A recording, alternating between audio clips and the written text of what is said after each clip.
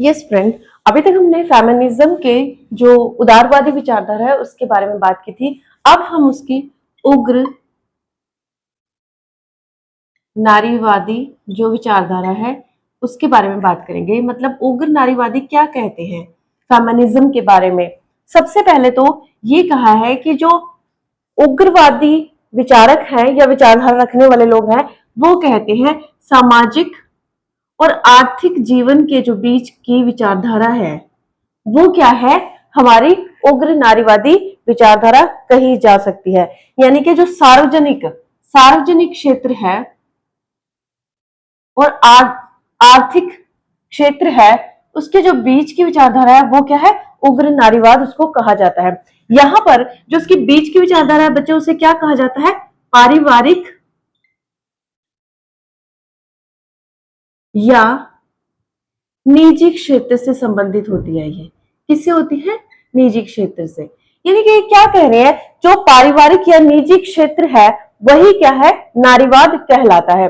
यहाँ पर पारिवारिक और निजी क्षेत्र को राजनीति में किसी प्रकार का कोई स्थान नहीं दिया जाता है। तो इस तरीके से उग्र नारीवादी विचारक ये विचारधारा अपनी रखते हैं। ये कहीं ना कहीं भेदभाव के कारण, मतलब जो ये पारिवारिक और निजी क्षेत्र है इसमें भेदभाव का कारण है। अब आप देखिए जो इसके जनक कहे जा सकते हैं वो कौन है, अरस्तु। अरस्तु ने क्या कहा था कि पारिवारिक या निजी क्षेत्र जो होता है वही क्या होता है, भेदभाव का कारण होता है। और उन्होंने कहा था जो ये दोनों चीजें हैं ये कैसी है, गैर राजनीतिक है। क्या है ये, गैर राजनीतिक, मतलब राजनीति से इनका कोई संबंध नहीं है। ये कौन कहते हैं, अरस्तु जी कहते हैं। और अरस्तु तो महिलाओं के अधिकारों के बिल्कुल ही खिलाफ कहे जा सकते हैं, अगर आपने अरस्तु का टॉपिक पढ़ा होगा। तो इस तरीके से उग्र नारीवादी अपनी ये विचारधारा रखते हैं। उसके बाद इन्होंने कुछ तरीके से इनको डिवीजन किया है या आप कह सकते हो विभाजन किया है। ये क्या कहते हैं कि पितृसत्ता होनी चाहिए, ठीक है, लिंग या जेंडर के आधार पर भेदभाव होना चाहिए। थर्ड ये क्या कहते हैं कि जो महिलाएं हैं उनका जो क्षेत्र होता है, उन्होंने क्या है, घरेलू कार्यों पर बल नहीं दिया है। किन्होंने, उग्र नारीवादियों ने घरेलू कार्यों पर बल नहीं, मतलब वो इनको इंपॉर्टेंट नहीं मानते हैं। किसको बच्चे, जो पारिवारिक या निजी क्षेत्र होता है या घरेलू काम होते हैं वो नारी, मतलब उग्र नारीवादी कहते हैं कि यही महिलाओं के कार्य हैं, इनको ज्यादा इंपॉर्टेंस नहीं दे रही है क्योंकि ये गैर राजनीतिक होते हैं, राजनीति से इनका कोई संबंध नहीं होता, ये महिलाओं के ही काम होते हैं। और इन्होंने कहा है राजनीति का जो क्षेत्र, जो राजनीति का क्या है, सार्वजनिक जीवन तक सीमित होती है। राजनीतिक का जो क्षेत्र है वो कहाँ है, सार्वजनिक जीवन तक होता है, जीवन से संबंधित है, या ये कह सकते हो आप। देखिए जो उग्र नारीवादी हैं वो क्या है, पितृसत्तात्मक सत्ता का समर्थन कर रहे हैं। वो कह रहे हैं कि जो महिलाएं होती हैं वो शादी से पहले अपने पिता के, शादी के बाद अपने पति के, और जब वो बूढ़ी हो जाती है तो वो अपने पुत्र के अधीन रहती है। यहाँ कहीं ना कहीं जो उग्र नारीवादी हैं वो नारीवाद का समर्थन नहीं कर रहे हैं। उसके बाद जेंडर, जेंडर में उन्होंने कहा है कि महिलाएं पुरुषों के समान नहीं हो सकती हैं। जो घरेलू कार्य हैं वो भी क्या है, महिलाओं के कार्य हैं, वो पुरुषों का काम नहीं है। बच्चे पैदा करना, उनका पालन पोषण करना, घर का खाना बनाना, घर की देख रेख करना, ये सारे कार्य किसके हैं, महिलाओं के हैं। उसके बाद जो राजनीतिक क्षेत्र पर इन्होंने कहा है कि राजनीति को केवल सार्वजनिक जीवन तक सीमित करना है। मतलब सार्वजनिक जीवन तक इसको क्या करना है, सीमित करना है, लिमिटेड करना है इसको, राइट। तो इस तरीके से जो हमारे उग्र नारीवादी हैं वो अपनी ये विचारधारा रख रहे हैं। उसके बाद जो कैट मिलेट हुए हैं, एक विचारक हुए हैं स्टूडेंट, कैट मिलेट। इनकी बुक है, बहुत फेमस है, ये बहुत बार पूछी जाती है। बुक का नाम है सेक्सुअल पॉलिटिक्स। तो इस बुक में इन्होंने क्या लिखा है, इन्होंने कहा है कि जो सरकार है उसका संबंध किससे है, नागरिकों से है, ठीक है। पति का संबंध किससे है, पत्नी से है, पुरुष का संबंध क्या है, स्त्री से है। मतलब ये क्या कहना चाहते हैं, सरकार नागरिकों पर शासन करेगी, पति पत्नी पर शासन करेगा, पुरुष क्या है, महिलाओं या स्त्रियों पर शासन करेंगे। जो पुरुष है, पुरुष प्रधान यानी पितृसत्तात्मक सत्ता की ये यहाँ पर बात कर रहे हैं और ये कह रहे हैं, एक्सप्लेन कर रहे हैं कि एक समूह दूसरे समूह को क्या करेगा, नियंत्रित करेगा। एक समूह दूसरे समूह को नियंत्रित करेगा। मीन्स ये क्या कह रहे हैं स्टूडेंट, ये एक्सप्लेन कर रहे हैं कि जो महिलाएं हैं वो हमेशा क्या है, पुरुषों के अधीन रहेंगी। जो शिक्षा है वो भी किसके लिए है, शिक्षा का कार्य किसके लिए, पुरुषों के लिए है। राजनीति का कार्य किसके लिए है, पुरुषों के लिए। तो ये सारी चीजें जो है ये कहीं ना कहीं पितृसत्तात्मक सत्ता, जेंडर डिफरेंस और घर के काम का बंटवारा मतलब महिलाएं ही करेंगी। राजनीतिक क्षेत्र को सीमित कर दिया है, सार्वजनिक नहीं बनाया है, मतलब सबका क्षेत्र नहीं है, सिर्फ कुछ लोगों को वहां तक सीमित कर दिया है। और उन्होंने इतनी इस बुक्स में जो कैट मिलेट है, इस बुक में ये लिखा है कि किस तरीके से एक समूह दूसरे समूह को नियंत्रित करता है। सरकार नागरिकों को नियंत्रित करती है, पति पत्नी को, और पुरुष स्त्रियों को क्या कर रहा है, ये नियंत्रित कर रहा है। एक समूह दूसरे समूह को नियंत्रित कर रहा है। यहाँ पर जो है आपने मार्क्सवादी विचारधारा को पढ़ा होगा, जिसमें उन्होंने क्या कहा था कि जो जो मतलब मालिक है वो क्या है, नौकर का शोषण कर रहा है। मालिक नौकर का शोषण कर रहा है। ये मार्क्सवादी विचारधारा कही जा सकती है कि जो जो अपर वर्ग है या जो पूंजीपति वर्ग है वो कर्मचारी वर्ग या जो जिनका शोषण हो रहा है, जो गरीब लोग हैं उनका शोषण कर रहे हैं। तो कहीं ना कहीं एक समूह दूसरे समूह का शोषण यहां करता हुआ नजर आ रहा है। उसके बाद साइमन द बुआ, साइमन द बुआ, इनकी स्टेटमेंट पूछी जाती है स्टूडेंट। जो स्टेटमेंट वेरी वेरी इंपॉर्टेंट है, उस स्टेटमेंट को क्या कहते हैं, जो व्यक्तिगत है, जो व्यक्तिगत है वही राजनीतिक है। जो व्यक्तिगत है वही राजनीतिक है। यानी कि इन्होंने कहा है कि जो व्यक्ति के अकॉर्डिंग सही है वही क्या है, राजनीति है। व्यक्तिगत आपका पर्सनल है वही क्या है, राजनीति कही जा सकती है। ठीक इस तरीके से साइमन द बुआ ने ये एक्सप्लेन किया है। उन्होंने कहा है कि नारीवादियों के अनुसार एक डस्टर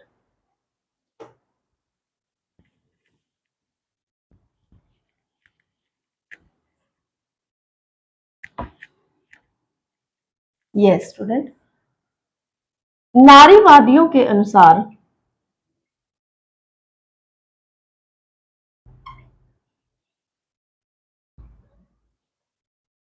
क्या होता है स्टूडेंट, ये कह रहे हैं कि महिलाओं का शोषण होता है, महिलाओं का शोषण होता है।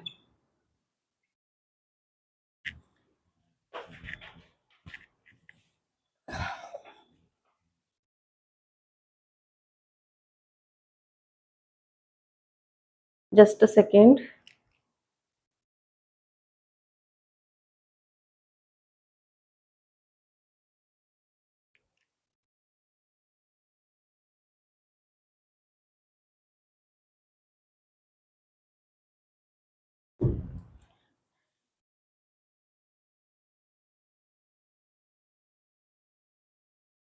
यस स्टूडेंट, ये कह रहे हैं कि महिलाओं का शोषण होता है। मतलब घर के जितने भी काम है, घरेलू काम कौन करेंगी, महिलाएं करेंगी, है ना। बच्चे को जन्म देना महिला का काम, उसका पालन पोषण महिला का काम। तो ये कह रहे हैं कि ये सारे काम महिलाओं पर नहीं थोपे जाने चाहिए। नारीवादियों की विचारधारा है कि जो सारे काम है वो महिलाओं पर नहीं थोपे जाने चाहिए। ये सारे काम कैसे होने चाहिए, सार्वजनिक होने चाहिए, मतलब सभी मिलकर करें। और सार्वजनिक में क्या ये कह रहे हैं कि नर्सरी ओपन की जाए, वहां पर बच्चे का मतलब उसकी परवरिश हो, क्रेच हो, है ना। तो वहां पर क्या है, बच्चे को पालन पोषण होना चाहिए, जो सार्वजनिक क्षेत्र होते हैं। सिर्फ ये महिलाओं का काम नहीं है। नारीवादियों के अनुसार उन्होंने महिलाओं के शोषण का ये खंडन किया है, कहीं ना कहीं ये कहा है कि महिलाएं सिर्फ घर के काम के लिए नहीं होती है, बच्चे पैदा करने के लिए नहीं होती है, उनका पालन पोषण करने के लिए नहीं होते, ये सारे काम किसके होते हैं? पुरुषों के होते हैं। सार्वजनिक क्षेत्र पर इनको किया जाना चाहिए। कैरोल पिटमैन एक विचारक हुए हैं, कैरोल पिटमैन। इन्होंने कहा था स्टूडेंट कि महिलाएं स्वतंत्र नहीं हो सकती, कभी भी स्वतंत्र नहीं हो सकती। महिलाएं स्वतंत्र नहीं हो सकती जब तक क्या है? पितृसत्तात्मक सत्ता है। मतलब जब तक जो मेल डोमिनेटिंग सोसाइटी रहेगी तब तक जो लेडीज है, जो फीमेल है, वो स्वतंत्र नहीं हो सकती। तो महिलाओं की स्वतंत्रता के लिए सबसे ज्यादा जरूरी है कि पितृसत्तात्मक सत्ता को खत्म कर देना चाहिए। उन्होंने कहा था महिलाएं अभी भी क्या है? प्राकृतिक अवस्था में रह रही हैं। कैसी अवस्था में? प्राकृतिक अवस्था में। प्राकृतिक अवस्था का आपने पढ़ा था ना कि नेचर ने उसे जैसा जो दिया है, जो राइट्स दिए हैं, वही उसके पास अभी तक मौजूद है। उसके बाद जो कैरोल पिटमैन है स्टूडेंट, उन्होंने एक इंपॉर्टेंट चीज बोली है, वो कहते हैं कल्याणकारी राज्य को पितृसत्तात्मक राज्य मान लिया है लोगों ने। कैसे? कल्याणकारी जो राज्य है ना, कल्याणकारी राज्य को पितृसत्तात्मक राज्य कहा जाता है। पितृसत्तात्मक राज्य कहा जाता है। ये किसने कहा है? ये कहा है कैरोल पिटमैन ने। पिटमैन ने दो तीन चीजें बड़ी इंपॉर्टेंट बताई हैं स्टूडेंट। एक तो वो कहते हैं कि महिलाएं कभी भी स्वतंत्र नहीं हो सकती। दूसरा उन्होंने कहा था कि महिलाएं आज भी जो उनकी प्राकृतिक अवस्था, मतलब बहुत उसी में रह रही है। वो जब इंसान इस दुनिया में आया था, या ये ब्रह्मांड शुरू हुआ था, ये जीवन शुरू हुआ था, नेचर ने जो आपको राइट्स दिए थे सिर्फ वही है उनके पास अभी तक।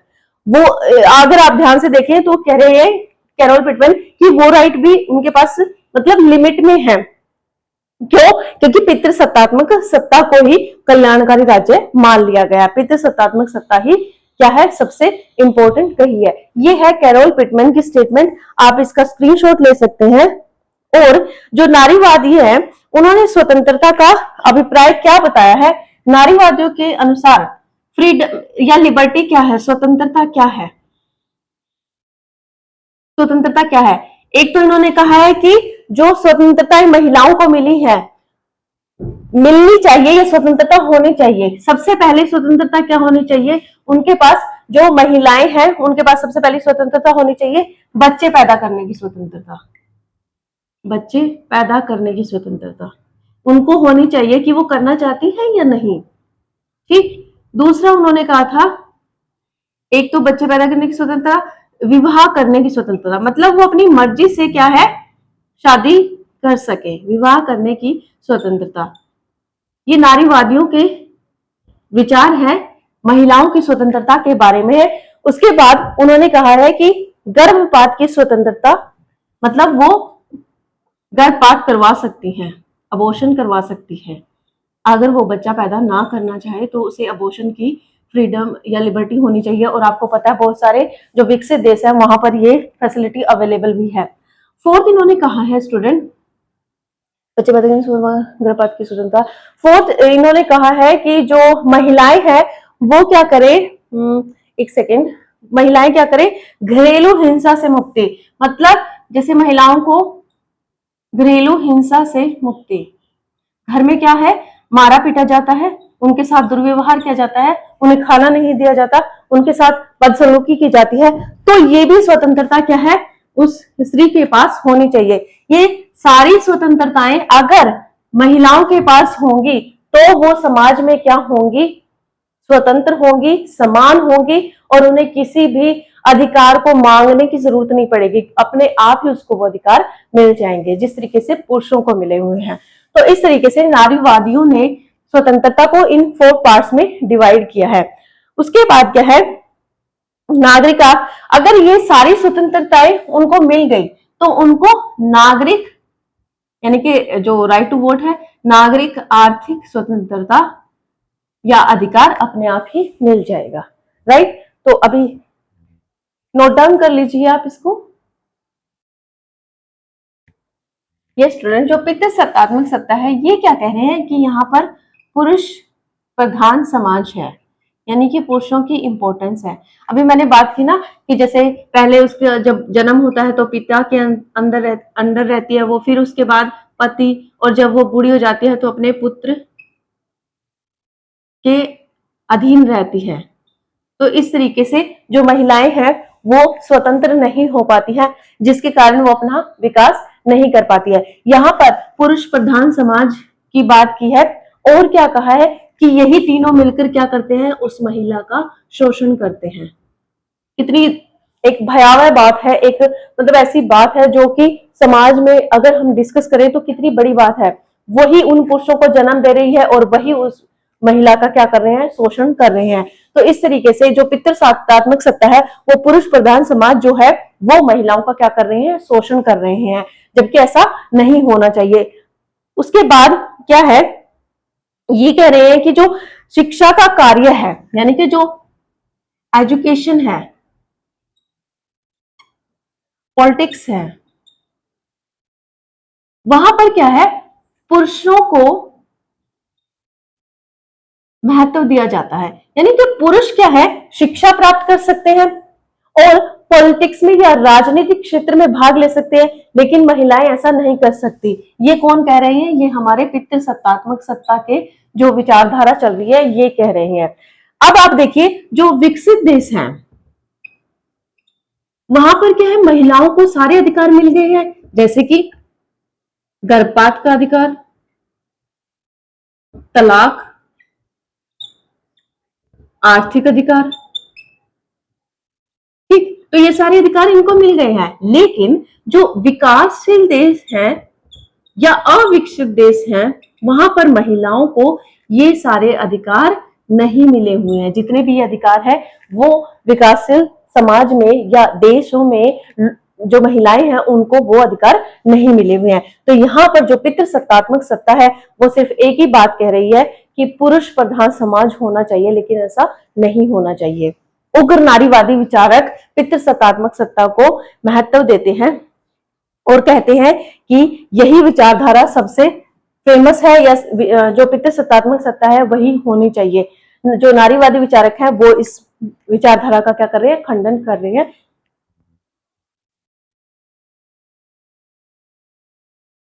यस फ्रेंड्स, जो फेमिनिज्म है या फेमिनिज्म की जो विचारधारा है उसके बारे में कुछ विचारधाराएं उत्पन्न हुई हैं जिनके बारे में हम डिस्कस करेंगे। सबसे पहले है ब्लैक फेमिनिज्म। जो ब्लैक फेमिनिज्म है उसकी जो समर्थक या उस विचारधारा के बारे में जिसने बात की है वो है एंजेला डेविस। एंजेला डेविस क्या कहती है कि जो ब्लैक फेमिनिज्म से संबंध रखती है, एक तो वो पितृसत्तात्मक सत्ता से जूझ रही है, दूसरा क्या है, प्रजाति भेदभाव। मतलब उन्हें इन दोनों चीजों से छुटकारा चाहिए। एक तो पुरुष प्रधान जो समाज है या पुरुष है उनका क्या कर रही है, शोषण कर रही है। दूसरी बात क्या है कि उनको इस चीज की चिंता है कि उनको जैसे रंग भेद के आधार पर उनके साथ क्या है, भेदभाव किया जाता है। देखिए, जो गोरी महिलाएं हैं, यूके का एग्जांपल लेते हैं हम, वहां पर क्या कहा है, जो गोरी महिलाएं हैं वो क्या है, एजुकेशन ले रही हैं या वो यूनिवर्सिटी जा रही हैं, स्कूल जा रही हैं, लेकिन जो ब्लैक फीमेल है या ब्लैक लेडीज है वो ना तो एजुकेशन ले पा रही हैं और ना ही वो आगे जो भी काम उनको करना चाहिए या जो उनके लिए एक समस्या बनी हुई है कि वो अपने आप को एक्सप्लेन या आइडेंटिफाई नहीं कर पा रही हैं। तो ये दोनों समस्याएं क्या है, ये जो ब्लैक फेमिनिज्म है वो दोनों जो मतलब महिलाएं हैं वहां पर फेमिनिज्म से संबंधित, मतलब जो महिलाएं हैं वो क्या है, इन दोनों समस्याओं से जूझ रही है। कौन सी, जो ब्लैक महिलाएं हैं। यूके का यहाँ पर एग्जांपल ये है कि जो गोरी महिलाएं होती है वो यूनिवर्सिटीज में जाती है, लेकिन जो काले रंग या जो रंग भेद की नीति जो वहां पर अपनाई जा रही थी वहां पर उनको वो सारे राइट्स नहीं मिल रहे थे। दो समस्या उनके सामने सबसे ज्यादा थी, एक तो पुरुष प्रधान समाज था, मतलब पुरुष उनका शोषण कर रहे थे, दूसरा क्या है, उनके लिए रंग भेद की समस्या बहुत बड़ी समस्या बनी हुई थी। यहाँ पर जो समाजवादी नारीवादी थे, जो समाजवादी नारीवादी थे, वो ब्लैक फेमिनिज्म के बारे में ये कह सकते हैं कि सीरियसली इस मुद्दे को नहीं ले रहे थे, है ना। कह सकते हैं ना कि सीरियसली इस बात पर डिस्कशन नहीं हो रहा था, इस चीज के बारे में नहीं सोचा जा रहा था, या इस बारे में बात नहीं की जा रही थी। यानी कि जो काले रंग की महिलाएं थी, उनके साथ जो समाजवादी नारीवादी थे, वो भी भेदभाव ही कर रहे थे। उनको, उनकी जो समस्या थी, उनको सीरियसली नहीं लिया जा रहा था, राइट। तो समाजवादी नारीवादी विचारकों के बारे में ये बात कही गई है। दूसरा क्या है, एक गेल रूबिन हुई है, उन्होंने क्या कहा है, गेल रूबिन, गेल रूबिन, इन्होंने कहा है कि जो ये अश्वेत महिलाएं हैं या ब्लैक लेडीज हैं, इनका शोषण हो रहा है। किस तरीके से शोषण हो रहा है, ये कह रहे हैं कि इनका कोई अस्तित्व ही नहीं है, इनका कोई अस्तित्व ही नहीं है। मतलब इनको क्या है, नेग्लेक्ट किया जा रहा है सोसाइटी में, समाज में, तो इनका कोई अस्तित्व ही नहीं है। इसीलिए जो गेल रूबिन है, वो अश्वेत महिलाओं के अस्तित्व की बारे में बात कर रहे हैं कि इनकी कोई पहचान ही नहीं है। उसके बाद क्या हुआ, 1970 के बाद, 1970 के बाद जो ये ब्लैक फेमिनिज्म था, या जो अश्वेत महिलाएं थी, इनके जो टॉपिक है, या इस बात पर या इस समस्या पर क्या है, बातचीत की जाने लगी, या इस समस्या का या इस विचारधारा का शुरुआत हुई कि किस तरीके से हम ब्लैक फेमिनिज्म को खत्म कर सकते हैं, राइट। उसके बाद है इको फेमिनिज्म, यानी कि पारिस्थितिक नारीवाद। इसके जो जनक कहे जाते हैं वो है फ्रांसिस डी ल्यूबॉन, 1974 में, और सुसैन ग्रिफन, मैरी डेली, और इंडिया की जो है वंदना शिवा। ये नाम कई बार पूछा जाता है यूजीसी नेट के क्वेश्चन में, पेपर में, कि जो वंदना शिवा है वो किससे संबंधित है, वो फेमिनिज्म से संबंधित है। और अगर इस तरीके से इको वर्ड आ जाए तो वो इको फेमिनिज्म से रिलेटेड है, राइट। ये क्या कहते हैं, मानव का प्रकृति पर नियंत्रण वैसे ही है जैसे कि पितृसत्तात्मक सत्ता का नियंत्रण महिलाओं पर है। मानव का प्रकृति पर वैसा ही नियंत्रण है जैसा कि पुरुष का महिला पर नियंत्रण है। मानव का प्रकृति पर वैसा ही नियंत्रण है जैसा कि पति का पत्नी पर नियंत्रण है। तो इस तरीके से ये इको फेमिनिज्म की विचारधारा रखने वाले ये स्टेटमेंट देते हैं। उसके बाद कल्चरल फेमिनिज्म की अगर हम बात करें, ये क्या कह रहे हैं कि जैविक रूप में जो महिलाएं हैं, वो क्या है, जैविक रूप में महिलाएं क्या कही जाती हैं बच्चे, महिलाओं का स्वभाव प्राकृतिक जैसा है। महिलाओं का स्वभाव कैसा है, प्राकृतिक है, ठीक, प्राकृतिक इन्होंने कहा है। लेकिन अगर हम देखें सांस्कृतिक रूप में तो कैसा है, जैसा पुरुष प्रधान समाज चाहता है वैसा सांस्कृतिक रूप में इसके ऊपर क्या है, पितृसत्तात्मक सत्ता का सांस्कृतिक रूप में हम क्या देखते हैं, पितृसत्तात्मक सत्ता का प्रभाव है। यानी कि बच्चे हम कह सकते हैं कि जो महिलाएं हैं वो क्या है, यहाँ कल्चरल फेमिनिज्म में भी हम देखते हैं कि महिलाएं स्वतंत्र नहीं है, वहां पर भी क्या है, पुरुषों का ही शोषण, पुरुष ही उनका शोषण कर रहे हैं, पुरुष उनको आगे बढ़ने नहीं दे रहे। उसके बाद लास्ट जो हमारी ज्यादा है स्पिरिचुअल फेमिनिज्म, महिलाओं का, यहाँ पर महिलाओं के स्वभाव के बारे में बताया है कि जो महिलाएं हैं वो प्रकृति के साथ आसानी से क्या है, घुल मिल जाती हैं, प्रकृति के साथ घुल मिल जाती हैं, इसलिए वो क्या है, प्राकृतिक विचारधारा वाली या प्राकृतिक अवस्था में रहने वाली महिलाएं कही जाती है, प्रकृति के साथ घुल मिल जाती है। उनका स्पिरिचुअल फेमिनिज्म क्या है, मतलब उनका जो नेचर है वो बहुत सॉफ्ट होता है, पोलाइट होता है, और उनका जो नेचर होता है वो पॉजिटिव एनर्जी रखता है कहीं ना कहीं। यहाँ पर ये बात कही गई है कि किस तरीके से जो महिलाएं हैं वो प्रकृति से अपना एक गहरा संबंध रखती है, उनका स्वभाव बहुत सॉफ्ट और अच्छा होता है, जिससे क्या है, उनको सार्वजनिक क्षेत्र में नहीं लिया जाता, पारिवारिक और निजी क्षेत्र में उनको रखा जाता है। लेकिन इन सारी विचारधाराओं की कुछ ने आलोचना की है, और वो आलोचना या क्रिटिसिज्म कैसा है, लेट्स डिस्कस।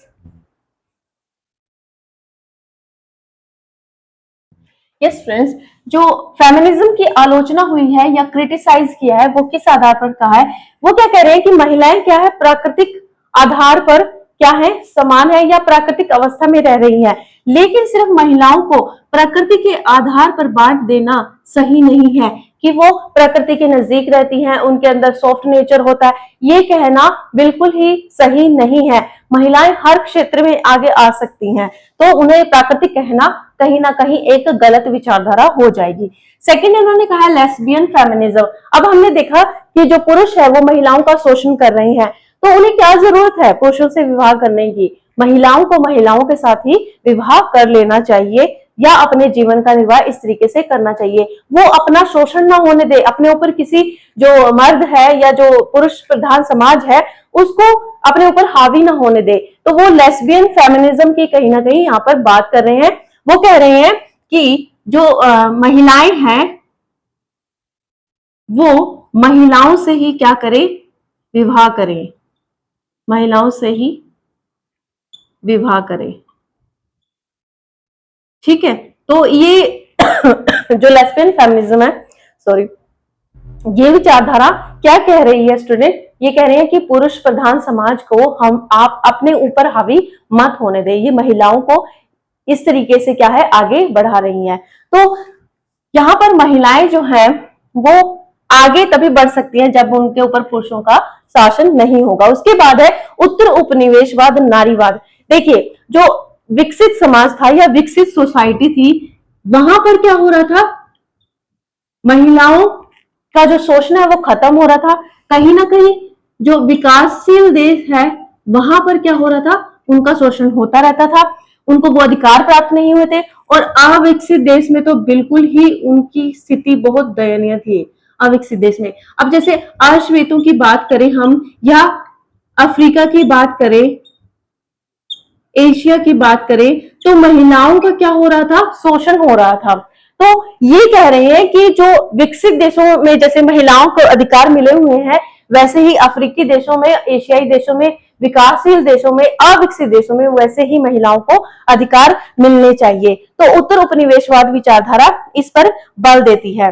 उसके बाद क्या है स्टूडेंट, जो आपकी उत्तर उपनिवेशवादी जो नारीवाद था, वो क्या कह रहा था कि ये जो विचारधारा है ये सिर्फ यूरोप से शुरू होकर यूरोप में ही खत्म हो रही थी, है ना, ये मतलब अफ्रीका और एशिया तक नहीं पहुंच रही थी। तो इस विचारधारा को और आगे बढ़ाना चाहिए, तो इस विचारधारा को इसलिए उन्होंने बल दिया है। उसके बाद है समानता बनाम विभेद।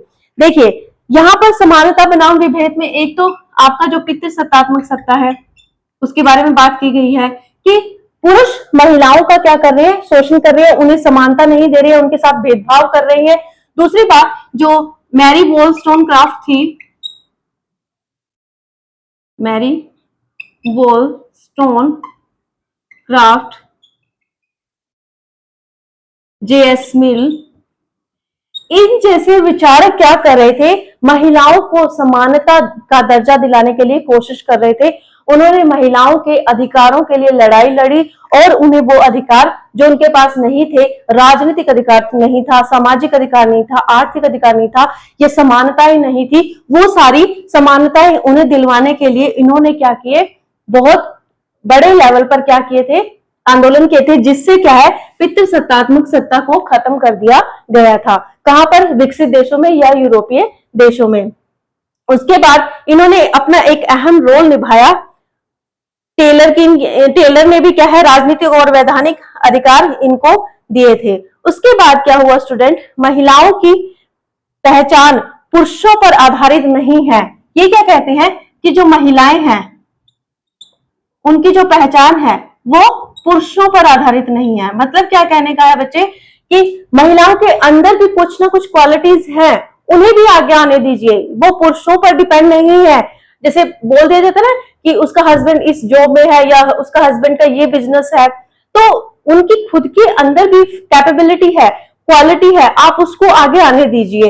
ये कौन कह रही है, ये मैरी वॉलस्टोनक्राफ्ट, या जो फेमिनिज्म की आलोचना कर रही है वो सब बता रही है कि नारीवाद जो है वो इस तरीके से उभर कर सामने आना चाहिए। और इन्होंने कहा था कि नारीवादी जो थे ये सिस्टरहुड पर बल देते थे, ना कि इन्होंने सिस्टरहुड पर बल दिया था, लेकिन उन्होंने पर्सनहुड पर बल नहीं दिया था कि पर्सन क्या है वो सही है, नहीं, इन्होंने कहा था सिस्टरहुड होना चाहिए, राइट। तो इन्होंने सिस्टरहुड पर बल दिया था। इन्होंने कहा था महिला की स्वतंत्रता से बढ़कर कोई भी महिला समर्थक नहीं हो सकती, जेंडर समानता ही नहीं लैंगिक मुक्ति के समर्थक भी है। मतलब जो जेंडर है या जो पितृसत्तात्मक सत्ता है, जेंडर के आधार पर, लिंग के आधार पर भी क्या है वो समान है और उनके साथ कोई भी भेदभाव नहीं होना चाहिए। ये कौन कहते हैं? जो नारीवादी विचारक थे या जो फेमिनिज्म की आलोचना कर रहे हैं, जो पितृसत्तात्मक सत्ता की आलोचना कर रहे हैं, वो इस तरीके से अपने विचारों को रख रहे हैं। तो फेमिनिज्म का टॉपिक यहीं पर खत्म होता है और आपसे जाते जाते एक ही रिक्वेस्ट है, मेरे चैनल को सब्सक्राइब करें, वीडियो को लाइक शेयर करना ना भूलें और कमेंट्स जरूर करें student. Thank you so much.